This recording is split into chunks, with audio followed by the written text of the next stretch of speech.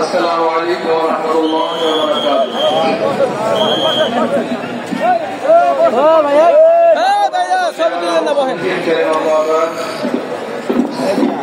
أعوذ بالله من الشيطان الرجيم بسم الله الرحمن الرحيم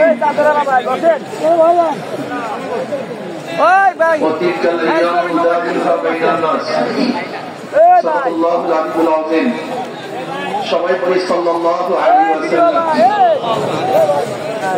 ইসলামী যুব আন্দোলন কর্তৃক আয়োজিত যুব কনভেনশনের সম্মানিত সভাপতি, মঞ্চ উপবিষ্ট আমাদের সেরেতাজ শ্রদ্ধাভাজন আমির হযরত বিশা হুজুর চরমনাই দামাত বরকাতুল আলিয়া, সর্বস্তরের নেতৃবৃন্দ, সকল স্তরের যুবক ভাইয়েরা আমার, আজকে আমাদের খুশিতে মন ভরে গেছে। মনে হয় যেন আজকে আসমানের ফেরেশতাগুলিও এই যুব কনভেনশনের উপস্থিতি দেখে তারাও খুশিতে আত্মহারা। যুবক যদি জাগ্রত হয় তবে সেই জাতি জাগ্রত হয়, যুবক যদি জাগ্রত হয় দেশ জাগ্রত হয়, যুবক যদি ভালো হয় সেই সমাজটা ভালো হয়ে যায়, যুবক যদি ভালো হয় তবে দেশটা ভালো হয়ে যায়। মনে রাখতে হবে ইসলামী যুব আন্দোলন রুহানিয়তের সমন্বিত প্রয়াস, রুহানিয়ত ও জিহাদের সমন্বিত প্রয়াস। এই স্লোগান মনে রাখতে হবে। রুহানিয়াতকে বাদ দেওয়া যাবে না, রুহানিয়াতকে ধারণ করতে হবে। ইন্না সালাতি ওয়া নুসুকি ওয়া মাহইয়ায়া ওয়া মামাতি লিল্লাহি রাব্বিল আলামিন। আমার জান ইবাদত, আমার মাল ইবাদত, আমার আন্দোলন, আমার সংগ্রাম, সবার উদ্যানে আসা, আমার সময় দেয়া, আমার জীবন দেয়া, আমার মাল দেয়া, আমার ত্যাগ করা সম্পূর্ণ কার উদ্দেশ্যে? জোরে বলেন, একমাত্র আল্লাহর উদ্দেশ্যে। ইসলামী যুব আন্দোলন সাহাবাদের অনুসরণ করে, সাহাবাদের অনুসরণ ইসলামী যুব আন্দোলন। সাহাবাদেরকে ভুলবেন না, তারাই আমাদের অনুপ্রেরণা। আমরা তাদের দেখানো পথে চলতে চাই, তাদের মহব্বত অন্তরে লালন করি, তাদের ভালোবাসতে জানি, তাদেরকে ভালোবাসতে জানি, তাদেরকে এত মহব্বত করি আমাদের জীবনের চেয়ে সাহাবায়ে কেরাম থেকে বেশি মহব্বত করি। শুধু কি তাই, যারা সাহাবাদেরকে ঘৃণা করে, সমালোচনা করে, ওদেরকে আমরা মহব্বত করতে পারি না, ওদেরকে আমরা ভালোবাসতে পারি না। আমরা জনাব মুহাম্মদ রাসূলুল্লাহ সাল্লাল্লাহু আলাইহি ওয়াসাল্লাম আদর্শ গ্রহণ করে তার দেখানো নীতি আদর্শ বাস্তবায়ন করতে চাই। আমরা এর দোকানের আদর্শ বাস্তবায়ন করতে চাই না, আমরা মুর্শিদের আদর্শ বাস্তবায়ন করতে চাই না, আমরা মদিনার আদর্শ বাস্তবায়ন করতে চাই। আমি যুবান্তরকে বলবো, খবরদার সুন্নাতকে বাদ দিয়ে কোন আন্দোলন সংগ্রাম আমরা করতে চাই না। আমরা সুন্নাতকে ধারণ করে আন্দোলন সংগ্রাম করতে চাই। আমরা সুন্নাতকে জবাই দিয়ে তাকিয়ার নামে, আমরা কৌশলের নামে সুন্নাতকে জবাই দিতে চাই না, বরং আমরা চাই সুন্নাতকে সমন্বিত করতে, সুন্নাত অনুযায়ী চলতে। আমরা বিশ্বাস করি ওয়ালা তাহিনু ওয়ালা তাহজানু ওয়া আনতুমুল আ'লাউনা ইন কুনতুম মুমিনিন। যদি আমাদের ঈমান মজবুত হয়, যদি ঈমানকে শক্তিশালী করতে পারি, তাহলে এমন আওয়াজ দেব আল্লাহু আকবারের ধ্বনিতে, যেরকম রাজা গৌর গমনের তত্ত্ব তাও ধ্বংস হয়ে গেছে। আমরা যদি আল্লাহু আকবারের ধ্বনি দিতে পারি, ঈমানের সাথে আল্লাহু আকবারের ধ্বনি উচ্চারণ করতে পারি, তাহলে বর্তমান ফ্যাসিস্টদের সমস্ত তত্ত্ব তাও ভেঙে চুরমার হয়ে যাবে ইনশাআল্লাহ। এই জন্য যুব আন্দোলনে বলবো, খবরদার জিকির ও ফিকির, জবানে জিকির থাকতে হবে, ব্রেনের মধ্যে ফিকির থাকতে হবে, কলমের মধ্যে শুকুর থাকতে হবে, অঙ্গ প্রত্যঙ্গ সবর থাকতে হবে। মনে রাখবেন, রুহানিয়াত ও জিহাদের সমন্বিত প্রয়াস। রুহানিয়াতকে বাদ দিয়ে কোনো জিহাদ আমরা চাই না। রুহানিয়াতকে বাদ দিয়ে জিহাদ করবেন, এটা জিহাদ হবে না, সন্ত্রাস হবে। কি হবে? সন্ত্রাস হবে। যেই জিহাদের সাথে রুহানিয়াত নাই, ওই জিহাদ জিহাদ না, বরং সন্ত্রাসবাদ হবে।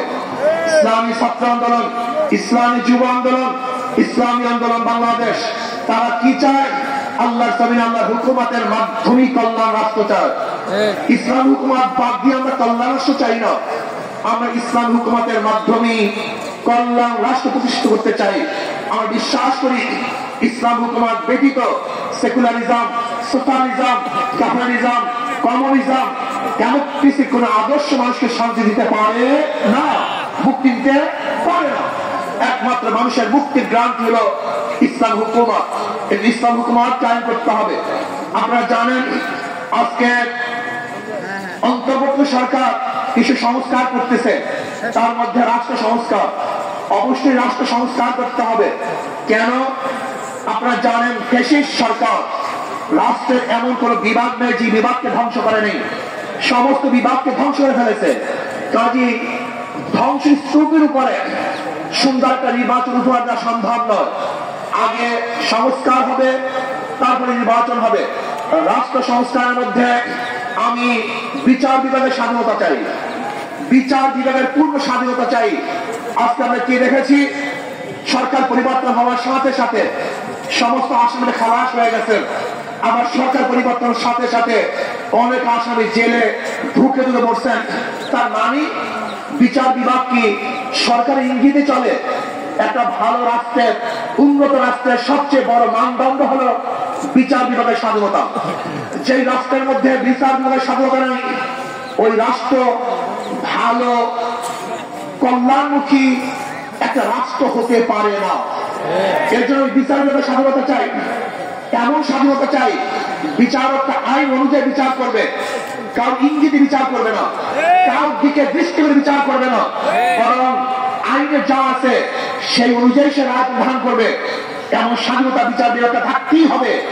এমনকি ওই চেন্নাইকে, চিটাগংয়ের চেন্নাইকে সেও যদি বিচারের আওতা দিয়ে, সেও যদি আইনের আওতায় খালাস পায়, আমার কোনো আপত্তি নেই। কিন্তু আমিও যদি বিচারের আইনের মাধ্যমে জেলে থাকি, তাহলে আমার আপত্তি নেই। বিচার বিভাগকে স্বাধীন দিতে হবে, কারণ ইঙ্গিতে বিচার বিভাগ চলতে পারে না। যদি বিচার বিভাগের স্বাধীনতা না থাকে, মান হাতেরা হুপেরা, তুমি যে গর্ত খুঁজবা সেই গর্তের মধ্যে একদিন তুমিই পড়বা। এই জন্য বিচার বিভাগের স্বাধীনতা চাই। নাম্বার 2, সংবিধান সংস্কার। আজকে দেখেছি সেখানে প্রায় 505টা আসন রাখা হয়েছে। আসন কম হোক বেশি হোক, কিন্তু সব জায়গায় নির্বাচনের ভিত্তিতে সংসদ সদস্য হতে হবে। মহিলাদের জন্য সংরক্ষিত আসন 100, এটা আমরা মানি না। যে সংরক্ষিত আসন মহিলাদের জন্য রাখা হয়, এটা মহিলাদের সাথে বৈষম্য করা হয়, তাদেরকে দুর্বল ভাবা হয়। আমরা তো কোঠার বিরুদ্ধে আন্দোলন করেছিলাম। যদি আবার মহিলাদের জন্য কোঠা রাখা হয়, তাহলে আমরা আন্দোলন সাকসেস হই নাই। আমরা বলবো মহিলারা সরাসরি নির্বাচন করবে, নির্দিষ্ট কোনো কোঠা আমরা চাই না। কোন মহিলাদের জন্য নির্দিষ্ট কোঠা থাকবে না, তারা নির্বাচন সরাসরি করবে। কাজী আমি অন্তর্বর্তী সরকারকে বলবো, মহিলাদের জন্য কোন নির্দিষ্ট আসন ইসলামী আন্দোলন বাংলাদেশ এটা আমরা মানতে পারি না, এইটা আমরা চাই না। আমরা চাই দ্বিকক্ষ বিশিষ্ট হোক, এককক্ষ বিশিষ্ট হোক, পিয়ার সিস্টেমে নির্বাচন হবে, সংখ্যানুপাতিক হারে নির্বাচন হবে।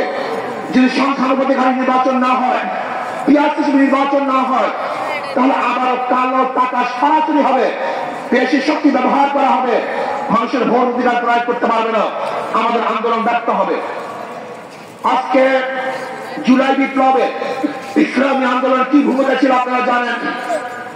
5ই জুলাই বরিশাল আমরা ঘোষণা দিয়েছিলাম যে ছাত্রদের বৈষম্য বিরোধী আন্দোলনের সাথে আমরা সম্পৃক্ত। শুধু কি তাই, সেখান থেকে শুরু করে এমন কোন আন্দোলন নাই, সংগ্রাম নাই যেখানে আমরা মাঠে ছিলাম না। আমরা জীবনের মায়া ত্যাগ করে রাস্তায় ঝাঁপ দিয়ে পড়েছিলাম। আমি বিশ্বাস করি ইসলামী আন্দোলন বাংলাদেশ যেইভাবে দলীয় ব্যানারে বৈষম্য বিরোধী আন্দোলন অংশগ্রহণ করেছে, বাংলাদেশের অন্য কোন সংগঠন দলীয় ব্যানারে এই আন্দোলনে সম্পৃক্ত ছিল না। ইসলামী আন্দোলন বাংলাদেশের যারা শীর্ষস্থানীয় লিডার নেতা, তারাই মাঠে ছিল। কিন্তু যারা বৈষম্য বিরোধী আন্দোলনের বিরোধিতা করেছে, বলেছে যে এই সংগ্রামের সাথে আন্দোলনের সাথে আমরা সম্পৃক্ত নাই, তারা যদি আজকে নতুন ভাবে ক্ষমতা দেওয়ার স্বপ্ন দেখে, এদেশের জনগণ সেই স্বপ্ন পূরণ হতে দেবে না।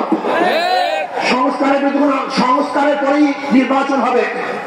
আজকে সংস্কার করতে যারা বাধা সৃষ্টি করেছেন, আমি বলবো দীর্ঘ 16 বছর কোথায় ছিলেন? রাত ডাকছে নেই বলবো, বীর আপনারা কোথায় ছিলেন? প্রতিবার ঈদের কথা বলেছেন, ঈদের পরে আমরা আন্দোলন করব, ঈদের পরে সংগ্রাম করব, ঈদের পরে সেইটা করব। হাজার ঈদ চলে গেছে, আপনারা আন্দোলন করতে পারেন নাই। কিন্তু ছাত্র জনতা আজকে আন্দোলনের ভিত্তিতে যে অর্জন করেছে, সেই অর্জনকে ধ্বংস করার চক্রান্ত করতেছেন। সেই বৈষম্যের বিরুদ্ধে আন্দোলন করেছিলাম, চাঁদার বিরুদ্ধে আন্দোলন করেছিলাম, দুর্নীতির বিরুদ্ধে আন্দোলন করেছিলাম, ধর্ষণের বিরুদ্ধে আন্দোলন করেছিলাম, অবৈধ হত্যার বিরুদ্ধে আন্দোলন করেছিলাম, মানুষের স্বাধীনতার জন্য আন্দোলন করেছিলাম, মানুষের মুক্তির জন্য আন্দোলন করেছিলাম। কিন্তু আমরা কি দেখলাম? 5ই আগস্টের পরে আবারও চাঁদাবাজি, আবারও দখলদারি, আবারও দুর্নীতি। না, বাংলাদেশের মানুষ এই চাঁদাবাজি আর দেখতে চায় না, দুর্নীতি আর দেখতে চায় না। যারা 53 বছর পর্যন্ত বাংলাদেশকে 5 বার দুর্নীতির চ্যাম্পিয়ন করেছে, ওই সমস্ত দলকে বাংলাদেশের জনগণ আর ক্ষমতা দেখতে চায় না। বাংলাদেশের জনগণ কি ক্ষমতা দেখতে চায়? ইসলামকে ক্ষমতা দেখতে চায়। বাংলাদেশের জনগণ ইসলামের আদর্শের মানুষকে ক্ষমতা দেখতে চায়। যারা খাঁটি ইসলাম, মদিনার ইসলামের সামনে অগ্রসর হবে, বাংলাদেশের মানুষ তাদেরকে গ্রহণ করবে। মদিনার ইসলামের বাহিরে কোন নন ইসলামকে বাংলাদেশের মানুষ গ্রহণ করবে ইনশাআল্লাহ। আসল ইসলাম হুকুমাতের জন্য আমাদের সাধনা করতে হবে, চেষ্টা করতে হবে। আমাদের আন্দোলন এখনো সমাপ্ত হয় নাই, আমাদের সংগ্রাম এখনো শেষ হয় নাই, আমাদের যুদ্ধ এখনো শেষ হয় নাই। বেশিবাদের বিরুদ্ধে আন্দোলন করেছিলাম, এখন চাঁদাবাদের বিরুদ্ধে আন্দোলন করতে হবে, দখলদারের বিরুদ্ধে আন্দোলন করতে হবে, যারা দুর্নীতিবাদ তাদের বিরুদ্ধে আন্দোলন করতে হবে, যারা টাকা তাদের বিরুদ্ধে আন্দোলন করতে হবে, যারা দেশকে ধ্বংস করার চক্রান্ত করতেছে তাদের বিরুদ্ধেও আরেকবার আন্দোলন করতে হবে। আজকে ভারত আমাদের দেশকে দখল করার চক্রান্ত করতেছে। আমি ভারতকে বলবো, আপনি আমাদের দেশ দখল করার চক্রান্ত করতেছেন, আমাদের দেশের দিকে চক্ষু তুলছেন, আঙ্গুল উঁচা করছেন। আপনি জানেন বাংলাদেশের অবস্থাটা কি? আমরা জীবনভর লড়াই করি, বেঁচে আছি, লড়াই করি, বাঁচবো ইনশাআল্লাহ। আমরা জীবনভর লড়াই করেছি, আরো লড়াই করবো, লড়াই করতেই থাকবো। যতদিন পরিষ্কার হুকুমত না কায়েম হবে ততদিন পর্যন্ত ইনশাআল্লাহ মাঠে থাকবো, ময়দানে থাকবো। প্রিয় ভাইয়ের আমার, আগামী নির্বাচন আসতেছে, নয় সমাপ্ত কর্মমদের অবকাশ করেন ইসলামের। আজকের থেকেই আমাদের কাজ শুরু হবে। মাঠে ময়দানে প্রত্যেকটা দাঁড়ে দাঁড়ে ঘরে ঘরে গিয়ে মানুষ ইসলামের কথা বোঝাতে হবে, ভোট আদায় করতে হবে, ইসলামের পক্ষে আমরা ভোট নিয়ে আসবো। আল্লাহ আমাকে এবং আমাদের সবাইকে ইসলাম হুকুমত কায়েম করার চেষ্টা করার এবং সর্বোচ্চ ত্যাগ করার তৌফিক দান করেন। যুব কনভেনশন শুকরিয়া আদায় করছি, যারা আয়োজন করছেন সবাইকে ধন্যবাদ জ্ঞাপন করছি। আসসালামু আলাইকুম ওয়া রাহমাতুল্লাহি ওয়া বারাকাতুহু।